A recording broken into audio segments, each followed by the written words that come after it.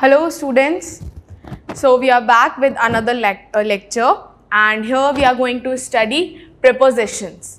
So this is a very common topic, ये हम सब बचपन से पढ़ते आ रहे हैं preposition क्या होता है. तो prepositions are the words that define the possession of a noun or a pronoun. ये हमें कैसे पता चलता है, ये हमें यहाँ से पता चलता है. Preposition is basically formed by two words. First is pre and then is possession. तो ऐसे कोई भी वर्ड्स जो नाउन या प्रोनाउन के पहले आते हैं, they are placed before a noun और a pronoun and they tell their position और we can say location. Okay, तो यहाँ पर हम नाउन या प्रोनाउन कहाँ पर है और किसके रिलेशन में. So they show a relation of two nouns की एक नाउन दूसरे नाउन के रिलेटिविटी में रिलेशन में कहाँ पर है. फॉर एग्जाम्पल इफ आई से I'll write here, a cat is sitting under the chair. So here what's happening? There is a noun cat that we say as noun 1 and let us say that this cat is noun 1. So there is a cat which is sitting under the chair. तो कौन सा ऐसा word है जिससे हमें ये पता चल रहा है जो कैट है वो चेयर के नीचे बैठी है और ऊपर नहीं. So this word under tells us that the cat is sitting under the chair. Chair के नीचे है हमारा कैट. सो यहाँ पर what is happening, the cat that is noun 1, हमें इसका पोजीशन पता चल रहा है सेकेंड नाउन के रिलेटिवनेस में कि वो सेकेंड नाउन के कहाँ पर है. It is to the left, it is to the right, it is beneath और it is above it. So when we have to show a relativity of two nouns, तो यहाँ पर हम प्रेपोजिशन के यूज से पता करते हैं. जैसे अंडर वर्ड चेयर नाउन 2 के पहले आकर हमें फर्स्ट वाले नाउन का पोजीशन बता रहा है. Okay, so there would be two nouns at a time और इट कुड बी एडजेक्टिव और verb which show relativity because of prepositions. Okay, now prepositions are the words that not only join noun to noun. हमने ये तो देख लिया कि ये noun 1 से noun 2 को बता रहा है noun 1 का possession in relation to noun 2, but they also join noun 1 to noun 2. This we have already seen. This there is a pen in my bag. So pen is noun 1. In is the preposition we are using here, and then bag is the another noun 2. So noun 1 का possession हमें location हमें पता चल रहा है कि वो कहाँ है 2 के relation में, whether it is in the bag or it is on the bag. Okay, so this is the use of preposition. Now let us see another example, another form. Noun के साथ और किसको जोड़ते हैं preposition. So they join noun 1 to adjectives also. Now how? They are fond of ice cream. We know this is a noun. ये हमारा noun है because there is no other word. They is a pronoun and fond is an adjective. So there is a word of which is telling us the possession. Now, अब हम ये नहीं बोलेंगे कि ice cream का हमें लोकेशन पता चल रहा है, बट ऑफ हम कब यूज करते हैं, when we are connecting a noun to an adjective, that उनको आइसक्रीम्स बहुत पसंद है और उनको आइसक्रीम्स का बहुत शौक है. सो fond is an adjective and ice cream is a noun. So they also help us to join the nouns to adjectives. Okay, now we will not say कि इनका possession certain होगा कि noun ही पहले आएगा adjective बाद में आएगा. It is not so. Then next is noun is also joined with verb because of the help of prepositions. She shouted, पहले verb आ गया. For help, noun, abstract noun will say. तो उसने shout किया, क्यों किया? For help. तो यहाँ पर हेल्प जो है वो वर्ब नहीं है, यहाँ पर हेल्प नाउन है, एब्स्ट्रैक्ट नाउन है. So she shouted for help. Again we can see noun को हम वर्ब से कनेक्ट कर रहे हैं because we have this word for. तो ये किसका वर्क कर रहा है? अगेन prepositions का.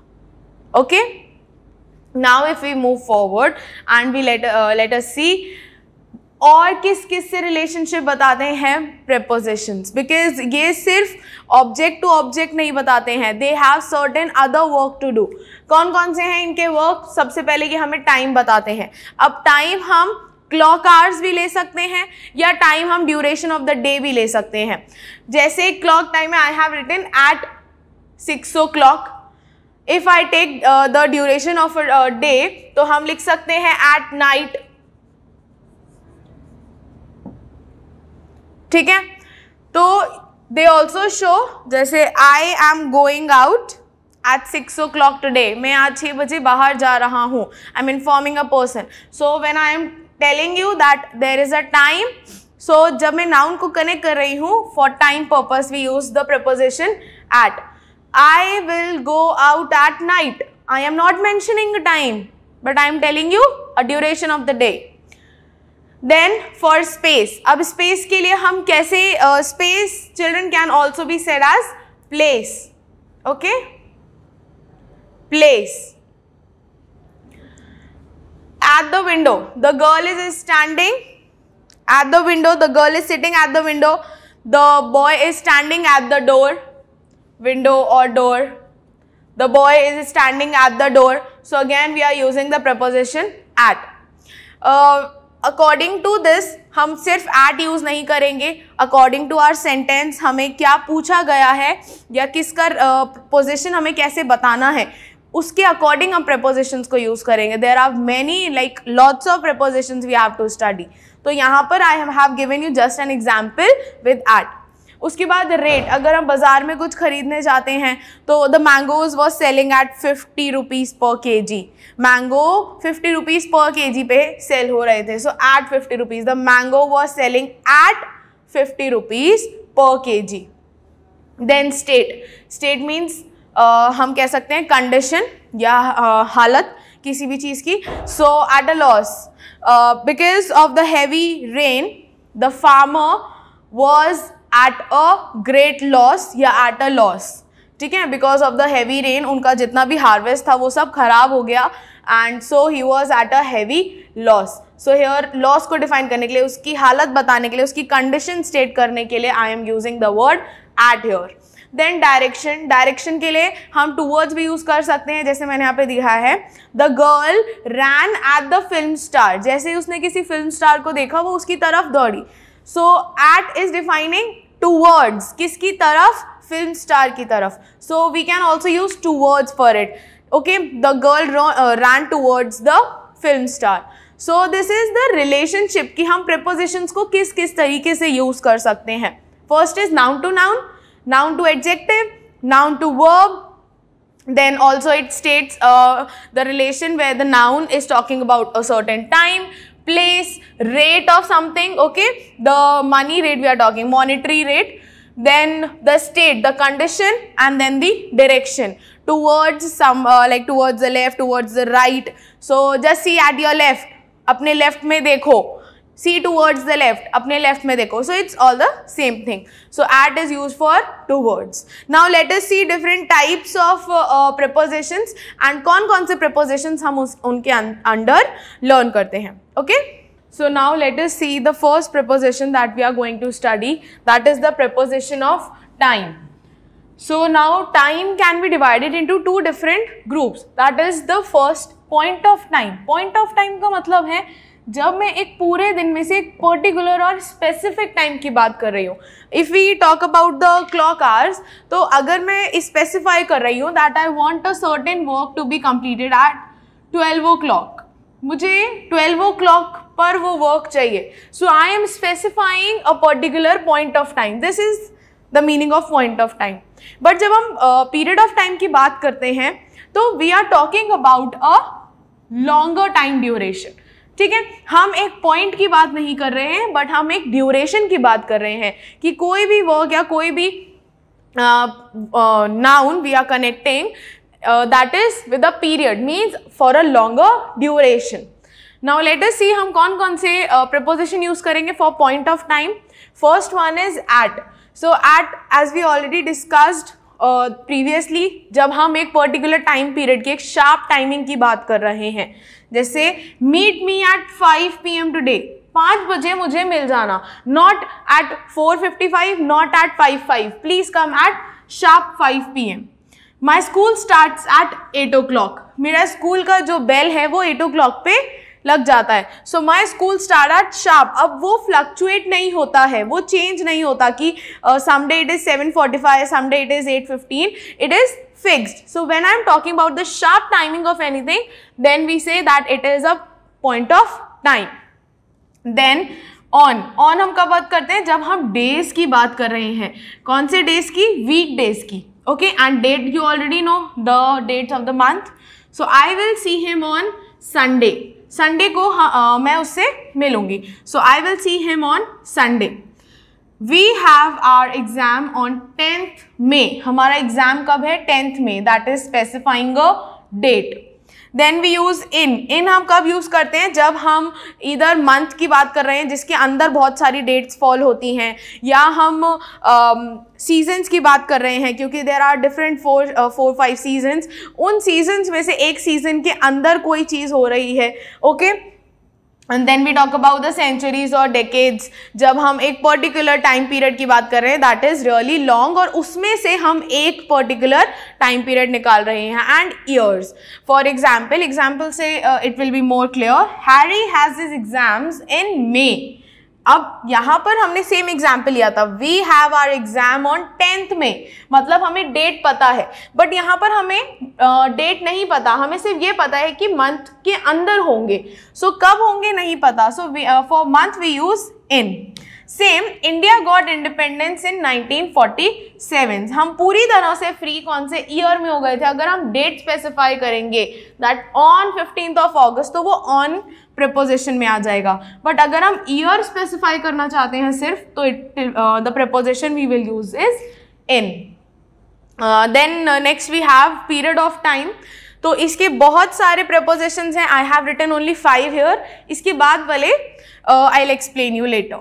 सो first is duration. Duration of the day. अब पूरे दिन में मॉर्निंग भी होता है, नून भी होता है, इवनिंग भी होता है, नाइट भी होता है, मिडनाइट भी होता है. Okay, so when we talk about a certain duration, जैसे morning, I want to meet you in the morning. अब मॉर्निंग में 10 o'clock भी हो सकता है, 9 o'clock भी हो सकता है, अर्ली मॉर्निंग भी हो सकता है before sunrise, that is 4 or 5. तो it is just morning, not a specific. अगर स्पेसिफिक हो जाता तो पॉइंट ऑफ टाइम में आ जाता. Then night, same. Okay, after denotes की कोई भी काम है जो इसके बाद होना स्टार्ट होगा.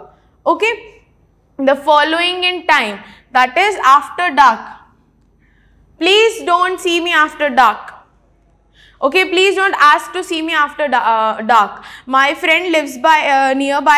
मेरी फ्रेंड जो है वो पास में रह रही है, and she is asking me कि मैं लेट आती हूँ तो हम रात को मिल लेंगे. But I am telling her please don't come after dark. अगर रात हो जाती है तो उसके बाद नहीं आना. So अगर विंटर सीजन है तो डार्क कुछ 6:30-7 o'clock तक हो ही जाता है. बट समर सीजन की बात करें तो टिल 8 डार्क इतना ज़्यादा नहीं होता है. तो it can very.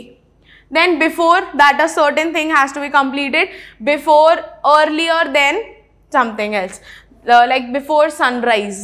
I can never wake up before sunrise. Sunrise से पहले मैं कभी नहीं उठ सकती. So sunrise can like winters की हम बात करें तो late होता है, it's around 6:30-7. बट समर्स की अगर हम बात करें तो 5:30 और 5:45 तक सनराइज हो जाता है, 6 o'clock तक सन हमें दिख जाता है. So it's like before, earlier, before means earlier than some time. Okay, please wake me up before sunrise. Sunrise होने से पहले प्लीज मुझे उठा देना. Okay, by means कोई भी वर्क है वो इससे ज़्यादा डिले नहीं होना चाहिए, not later than. Okay, please submit your copies by Monday. Teachers आपको अक्सर इंस्ट्रक्शंस देती हैं please submit your copy by Monday, मतलब मंडे के बाद अपनी कॉपीज लेकर नहीं आना. It is latest by Monday. इससे ज्यादा लेट नहीं करना है कॉपीज देने में. देन ड्यूरिंग का मतलब होता है कोई भी कोर्स ऑफ टाइम के थ्रू आउट, पूरा कोर्स ऑफ टाइम कवर हो जाता है उसमें, through out the continents of any other work. For example, listen attentively during your lectures. पूरे लेक्चर्स में थ्रू आउट आपके लेक्चर्स चल रहे हैं और उसमें आपको कंटिन्यूसली अटेंटिव रहना है. सो ड्यूरिंग वर्क, यहाँ ड्यूरिंग जो प्रेपोजिशन है वो क्या बता रहा है यहाँ पर, दैट लेक्चर्स के ड्यूरिंग, जब लेक्चर्स हो रहे हैं उस टाइम पर आप पूरी तरह से और पूरा टाइम अटेंटिव रहेंगे. Okay, so these are some 5 types of preposition of period of time. Now let us continue this topic in our next video. Okay, till then you revise these and practice making a sentence on each type of preposition. Okay, bye, have a good day.